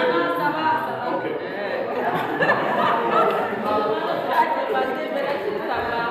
Par exemple, le sentiment d'appartenance pour le sportif. Vous vous rendez compte que vous n'éprouvez que très peu de sentiment d'appartenance. Vous savez à présent que cela vient limiter vos motivations. La timidité, comme tu l'as dit, on doit la poser vraiment sur le sentiment d'appartenance. J'ai parlé de confiance en soi, mais ça peut être un problème d'appartenance. Okay? Parlez de vous à votre entraîneur, à vos coéquipiers ou à votre manager, vos collègues. Élargissez vos sujets de discussion.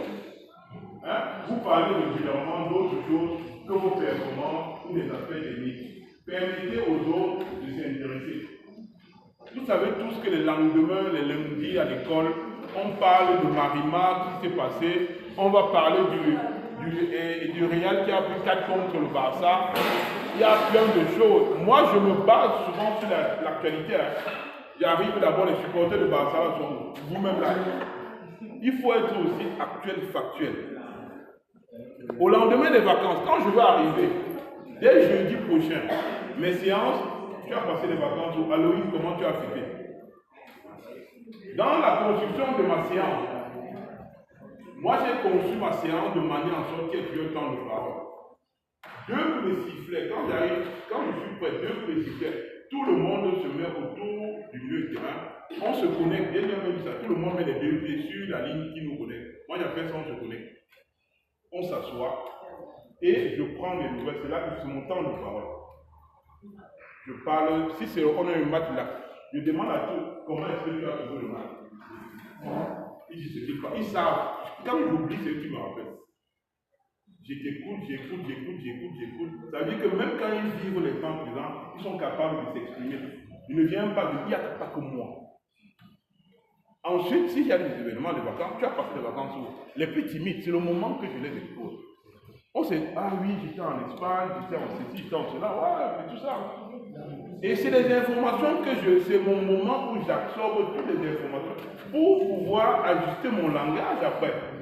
Est-ce que je suis allé mettre la personne sur les côtés que voilà, oui, et en vacances, tu ne vas pas dire. Tout le monde a fait. Toi-même, tu écoutes ce qu'elle a dit. J'ai créé un temps de parole au début de séance. Je coordonne. Toi. J'annonce les informations.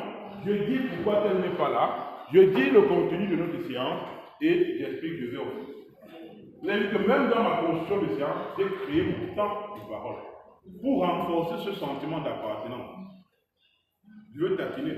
Enseignant, aujourd'hui, il travaille. Qu'est-ce que tu fais dans la vie? Oui, tu fais des études en CC. Ah ouais, est-ce que tu as trouvé du boulot? Il est tellement intéressant que la prochaine fois qu'il m'avait dit que je suis capable de le relancer sur une information qu'il m'avait dit. Ah, finalement, tu es rentré de ton stage? Oui, coach, et tout ça, ça se passe bien. Mais pourquoi même tu es là? Non, je suis en alternance. Vous comprenez? Dans la vie, c'est quelque chose qu'on vit. Ça change votre manière de faire. C'est ça. Ce n'est pas. C'est ici où tout est mélangé, il n'y a pas de limite là. Vous avez des relations saines et protecteurs vis-à-vis. Même les parents aussi savent, oui.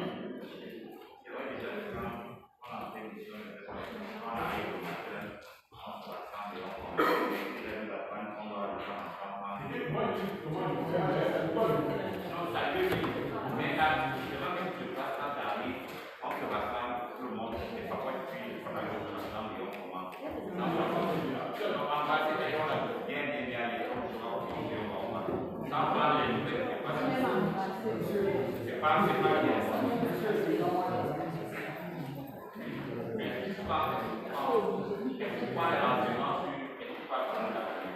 Bon, je vais vous prendre un autre exemple. Moi, je check pendant la semaine. Je check tous mes joueurs. Donc, quand je vais saluer, c'est comme ça. Quand on arrive, comme ça, voilà, je le salue. En semaine, c'est le salut aux entraînements. Ça, c'est à partir de U15 jusqu'à senior. Les autres, vous devez venir me saluer, Dieu dans Dieu. En partant, tu dois venir me dire au revoir parce que je dois savoir si ton parent part avec eux. Mes séances s'enchaînent. Moi, quand je commence les entraînements à 17h, c'est pour finir à 22h. Équipe U13, ils sortent d'autres ans. Donc, ce n'est pas que j'ai une équipe, hein. J'ai un club que j'entraîne. Et que 16h, c'est les U13, 1h30. Dès que vous finissez la transition, le cri, j'enchaîne avec d'autres. Et comment à parler dans ma tête, ça, c'est l'expérience aussi. Mais le week-end, c'est le seul week-end, le jour du match, je fais la bise à tous mes jours. Parce qu'on va au combat.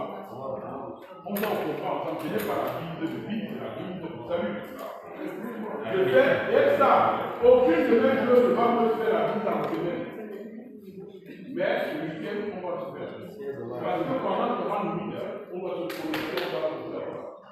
La semaine, on faisait la bise, c'est que je prise, maintenant on est en train de partir dans le même combat ensemble. la semaine, on faisait la bise.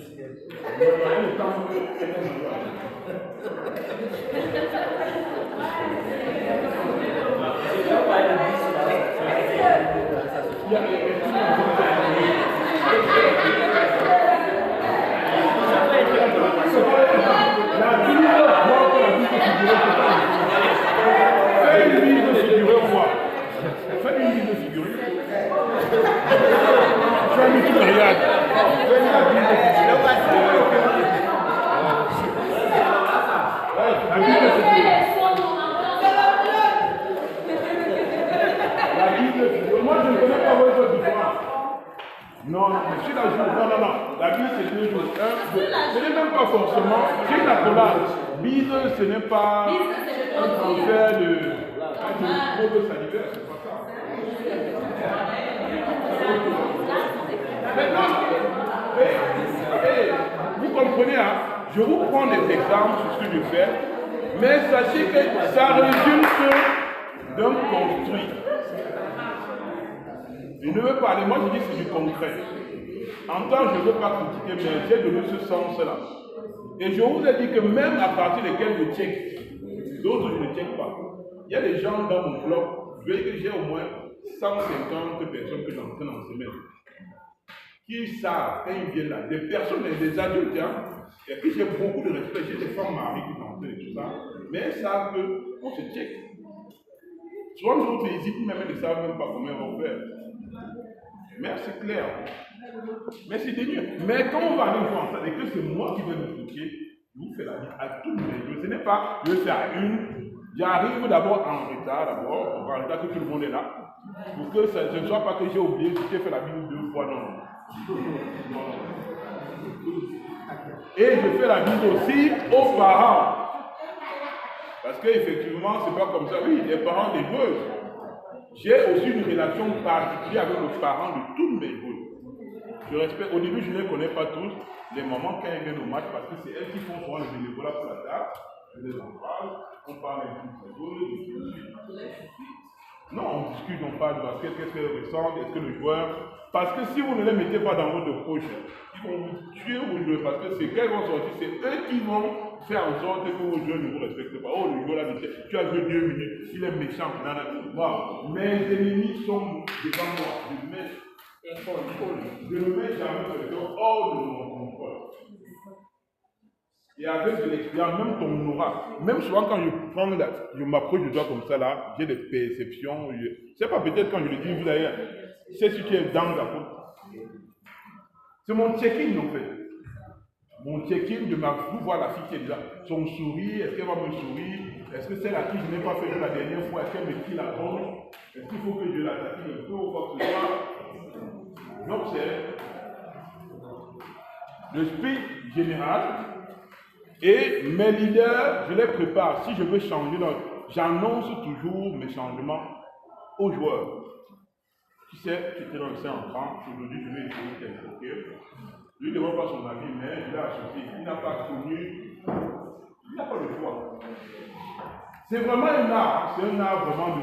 Quand, je le dis, je le fais, c'est pas que je pratique, souvent je pense pas. C'est tout à fait logique pour moi, parce que j'ai construit. Je dis que c'est 22 ans d'expérience où j'ai construit ce type dans l'entraînement. Et avec ces appuis, je suis dans la prévention. Hein? Quand on commence à dire le coach a fait ça, je sors les exemples, bien que, voilà, vous faites le même entraînement. Vous faites tout, je n'ai jamais fait une réunion sectaire entre deux. Non. Ça se construit. Donc, au lieu de lutter contre tous les fléaux que vous avez cités et qui minent notre sport harcèlement, adoptez une attitude qui va plutôt aller vers une valorisation de l'image de l'entraîneur comme ça. Moi, je ne veux pas perdre de temps à expliquer ce que les autres font. Qu'ils le fassent. Mais moi, si je pourrais un jour servir de modèle dans mes relations, je veux faire. Mais la chair est faite. Vous savez, nous aussi, on a beau dire ce qu'on veut dire là. Hein, c'est la théorie, mais en pratique, c'est autre chose. Mais bon, à chacun sa conscience. Si vous le faites, tant mieux. Si vous ne le faites pas, tant mieux. Donc, on a dit d'élargir ces sujets. On passe au quatrième sentiment. Je vais vous dire que ce n'est pas l'ordre. Hein. Sentiment de plaisir. En quoi? Comment le sentiment de plaisir impacte-t-il dans notre motivation? Okay? Si je n'éprouve aucun plaisir dans ce que je fais, il y a un risque d'abandon quasi certain à court terme. Même si tout vous êtes sentiment d'appartenance, compétence, progrès, si vous ne trouvez plus du plaisir, quand Messi a quitté le PSG, il avait des salaires, il a dit quoi? Il ne trouve plus du plaisir. Si vous entendez qu'à vous à laisser, c'est qu'il n'y a plus. Il ne ressent plus. Perdre du plaisir, c'est la pire des choses qui peut arriver à quelqu'un. Dans le sport. Même dans les relations. Qu'est-ce que avancé, hein? Au comité, là, vous faites quoi, vous? Au comité, il n'y a pas... Ça n'existe pas de comité. Non, exemple, je cours bien, je fais d'excellentes performances, mais je ne m'amuse plus, je n'éprouve plus de plaisir à courir, ni à l'entraînement, ni en compétition. Si ça continue comme ça, je vais devoir arrêter la course. Je ne suis plus ou du tout motivé malgré mes bons chronos. Au contraire, si quand je pratique la course, j'ai du plaisir à chaque fois, je suis naturellement motivé pour pratiquer mon sport dès que j'en ai l'occasion. Ça peut arriver à perdre de plaisir. Et c'est souvent le plus dur quand vous allez quelqu'un dire que je ne sais plus. Qu'est-ce que je faisais avant? Il n'a aucun mot. Ok? Comment est-ce que le sentiment de plaisir, comment agir sur le plaisir ressenti? Là encore, rien de compliqué, je veux toujours simplifier la chose. Il faut discuter avec la personne pour identifier quel plaisir elle ressentait auparavant. En identifier les causes, les remettre en place pour que le plaisir revienne. C'est ça vraiment culturellement le plus. Parce qu'on va mettre plaisir, on va se retrouver dans tout ce qui nous plaît, le goût. Hein? Ce n'est pas seulement l'organe du goût, l'organe de toucher, le visuel ou quoi que ce soit. Je voulais dire que le plaisir peut être même l'effort intensif. Hein? Parce que j'aime, on va dire pourquoi tu aimes ça? De manière basée. Et si ce n'est pas possible, ou si ça ne marche pas, il faut discuter et faire des tentatives pour trouver ce qui peut être mis en place et qui permet à la personne de retrouver un plaisir dans sa pratique. Souvent, vraiment, c'est le check, comment on dit, c'est le check complet. Vous allez interroger, est-ce que ce n'est pas les heures d'entraînement, est-ce que ce n'est pas le contenu, est-ce que ce n'est pas les relations avec son entraîneur, est-ce que ce n'est même pas ses relations avec lui-même. On check vraiment tout. Et surtout, avant, pourquoi tu faisais ça? Les raisons sont souvent les plus banales possibles. Et souvent même rien n'a changé. Et la seule réponse, je vous dis, c'est quoi?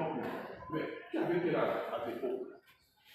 Quand tu aimais ça, est-ce que tu ne sais pas qu'à l'enfant, tes plaisirs aussi changent? Avant, tu te contentais juste, oui, c'est mon coach, je vais aux entraînements parce qu'il me connaît. Un jour où j'ai grandi, on a changé le coach, ça ne me plaît plus. Oui, le changement d'entraîneur peut avoir un impact sur le plaisir. Parce que tu étais dans la zone de confort. Tu ressentais le zone de confort, tu étais en confiance, c'était ton papa. Changement d'entraîneur, il y a toujours des joueurs qui réussissent d'abord.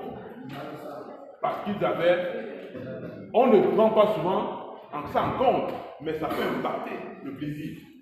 Le contenu de l'océan, notre coach nous faisait comme ça, celui-ci fait autre chose. On ne prend plus le plaisir à jouer. Il passe le temps à expliquer. Hein? On dit souvent le temps, souvent quand on est en pédale pratique, on dit le temps, attends, on appelle ça quoi, le temps effectif ou quoi, le temps, et on compare. On voit que tu as eu une séance, tu as dit que tu vas faire 10 minutes de course. Tu en as fait 8 pour expliquer. À chaque fois, tu coupes. Non, je vous ai dit de faire ceci, la démonstration. L'enfant a fait, tu as prévu 8 répétitions, elle a fait 2 répétitions. Tous les joueurs viennent pour que tu parles, tu te produis devant eux. Donc, ça peut être la source aussi de la perte de plaisir. Ou alors, tu n'expliques jamais, courez seulement, ils ne comprennent pas. Tu ne travailles pas, comme on dit, l'intelligence de QI basket. L'enfant joue comme un robot, il ne comprend pas courir pas à gauche. Hein? Comme on dit souvent, moi je vous ai dit, souvent on t'apprend à faire. Comment est-ce qu'on fait? Mais le meilleur entraîneur t'explique pourquoi est-ce que tu fais ça. Les entraîneurs moyens vous apprennent à faire, d'autres vous apprennent pourquoi vous faites. Pourquoi vous devez faire ça. Oui, passe et va. Passe et va, passe et va, passe et va. Il sait faire le passe et va. Pourquoi tu fais le passe et va?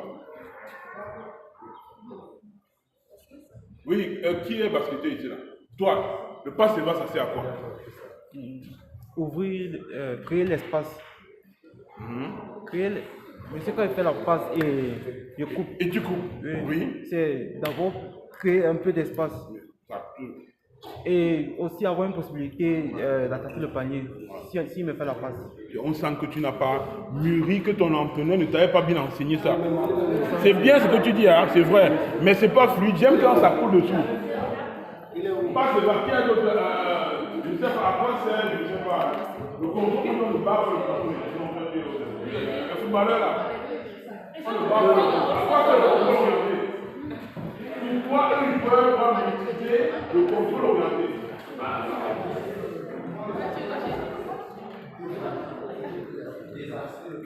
Toi, tu apprends dans les situations éducatives, dans les joueurs, oui, pourquoi il faut des joueurs?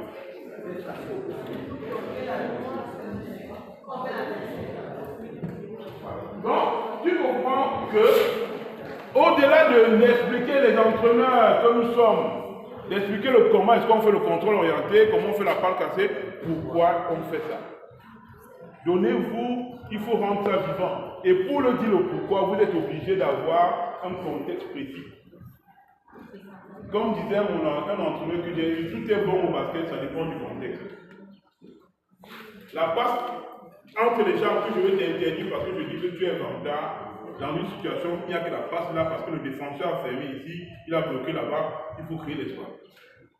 La passe comme ça, que c'est interdit, c'est quel type de passe? Peut-être dans l'action, c'est la seule possibilité. Il faut préparer vos athlètes à pouvoir analyser une situation et avoir la meilleure réponse possible et justifier. La première des choses, quand j'arrête mon athlète, pourquoi tu as fait ça? Ce n'est pas, arrête, pourquoi? Je veux connaître pourquoi il a fait. Et c'est souvent drôle parce qu'effectivement, c'est de ça qu'on parle. Essayez, on est ici au groupe.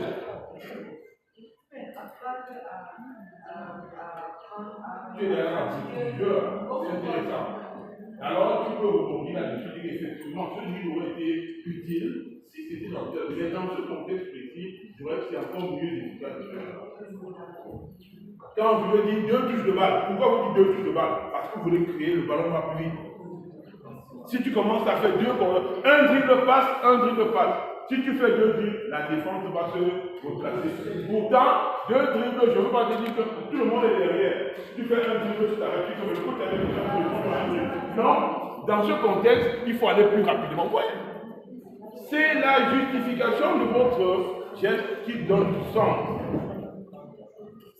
Ne nous limitons plus au comment, avançons au pourquoi.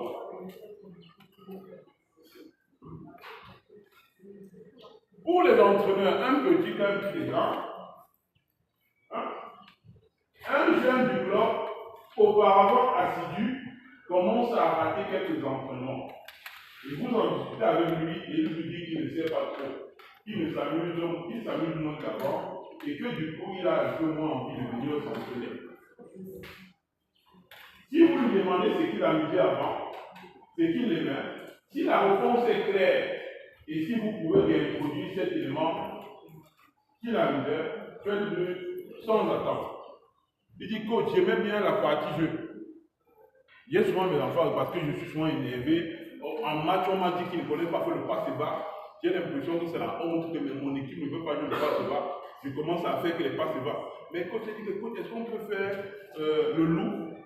Ça, c'est un jeu. Le jeu des coupelles. Et moi, je dis, arrêtez-moi ça, faites-moi d'abord ça. Je veux le faire, mais je veux savoir que l'enfant ne prend plus du plaisir. Ça m'alarme. Je veux faire comme dans l'autonomie. Quand vous aurez fini de me faire mon passe bas et que vous avez réussi, nous irons faire votre jeu de coupelles. On a trouvé le juste milieu. Comprenez, malgré l'envie et la nécessité qu'il me récite à la merveille le passe bas, le faire à cheval, je ne peux avancer nulle part si un enfant ne prend pas le plaisir. J'intègre la situation parce que mes entraînements commencent à être comme à la fin. Ce n'est pas comme ça. Si je veux avoir un enfant mentalement performant, il faut que je tienne compte de cet aspect de plaisir dans leur pratique. Souvent, je dis, proposez-moi, préparez-moi 2 jeux. Je veux un jeu. Allez vous entendre, allez vous concerter. Mes premiers éléments techniques, c'est que allez décider comment vous allez. Même dans le jeu, j'ai souvent, ils appellent épervier sortir. Quand on veut travailler le dribble, c'est-à-dire il y a quelqu'un qui va quitter de la cabane, de la bouteille, s'il faut aller dans la bouteille là. Hein? Lui dribble, si c'est en marchant, en courant, mon objectif c'est pas là. C'est que c'est le moment qu'il y a pas. Les deux qui doivent arrêter de dire, allez décider comment, quelle est la technique que vous allez voir. Et je vous dis que vous commencez dès les U7 à connaître les stratégies de votre équipe. Ils vous placent souvent même une défense zone presse. Que vous allez voir, ils sont placés en 2-2-1, en 1-3-1. Magnifique, c'est souvent des moments de régal où vous apprenez de vos apprenants. Donnez-leur l'occasion. Allez vous concerter. Ma consigne, c'est allez vous concerter. Et quand je me rends compte qu'il y a la même personne qui prend la parole, je dis, toi, c'est toi qui décides ce qu'on va faire. Je la valorise. Elle a dit couchez-vous, vous allez vous coucher. Même si je ne suis pas dans est-ce que coucher là est important. Elle a décidé et ça lui donne du sourire. Pendant ce temps, je travaille le sentiment d'appartenance. Pour les gens finis, on a fait un jeu. Et j'ai décidé que c'est elle qui va décider de ce qu'on va faire. Et on dit, on va le faire. Et que bon, faisons alors ça. Après, elle va se dire, donc je peux parler, on écoute. Et écoutez ce qu'elle va faire. Tout le monde, vous comprenez comment on l'amène dans le jeu. On est là, on s'appuie, on parle de technique tactique, mais on a en filigrane nos sentiments de plaisir parce qu'on gère la motivation.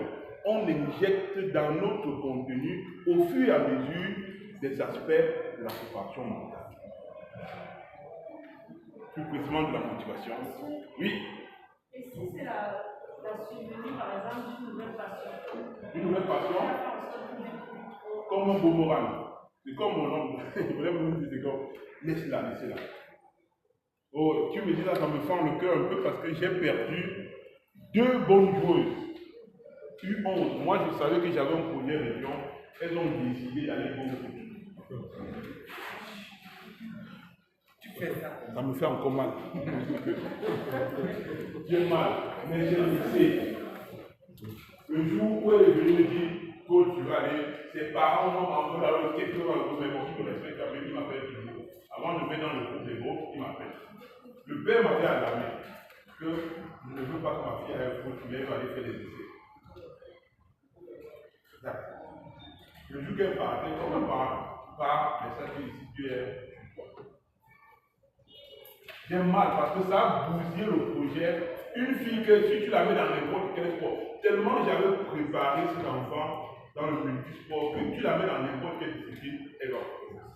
Et par hasard, parce que le foot, je ne sais pas qu'est-ce qui s'est passé, ou bien la camarade de sa mère, le président du bloc, le secrétaire, les a amenés goûter. Le coach a une fois dit que non, il faut qu'elle reste. Prends un autre exemple. Une fille, la meilleure de mon groupe, U15, on était champion en U13, la meilleure. Elle décide cette année, à défaut d'arrêter, je trouve juste le meilleur. Elle voulait arrêter le basket. Elle ne prenait plus de plaisir forcément. Pourquoi? C'est que c'est une habitude. Elle n'habite pas dans la même école que les autres parce que ses parents habitent dans une ville voisine. Son frère était au club, mais maintenant il ne parle plus au club parce qu'il est passé à l'étude supérieure, il est devenu kiné. Il est aussi allé en athlétisme, il a réussi. Et du coup, elle se retire de son ami, elle veut décider. J'ai négocié, j'ai dit, je t'autorise à venir une fois par semaine. Au lieu de lui faire 2 séances de basket, on va faire une séance d'athlétisme.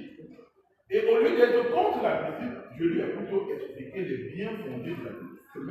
D'abord, ton jeu a même besoin de physique. Tu vas me travailler tes physiques. Comme ça, tu seras encore plus tonique. Et à chaque fois qu'elle entre dans le jeu de basket, je me suis mis du côté, j'ai appuyé son projet. Parce que j'ai trouvé la plus-value dans le fait d'aller faire de l'athlétisme, mais surtout de ne pas arrêter le basket. Maintenant, les week-ends où elle a besoin d'athlétisme, elle vient au basket, mais c'est pas grave. Ce qui est plus important pour moi, c'est le développement aussi de toi, de pas de gagner.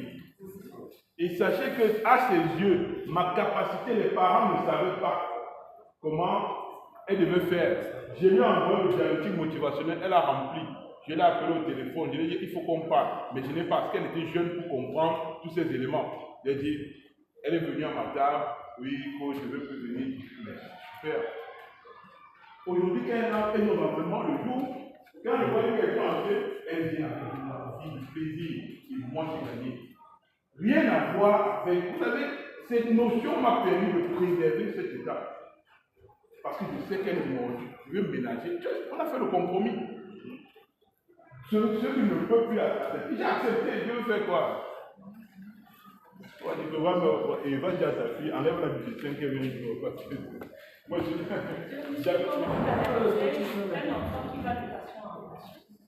pour moi, j'ai dit à la base, tant que tu n'as pas 13 ans, 12 ans même, je te laisse, c'est important pour moi que tu découvres plein de choses. Moi, c'est mon principe. Va découvrir. Mais on a dit, comme a dit l'autre, qu'est-ce que ça va t'apporter? Je vais te dire ce que tu vas aller chercher là-bas. Et que nous, on aura besoin. Je vais faire ce qu'on appelle, tu veux faire ça. Je trouve le lien avec ce que je veux pour t'amener vers ce que tu vas faire.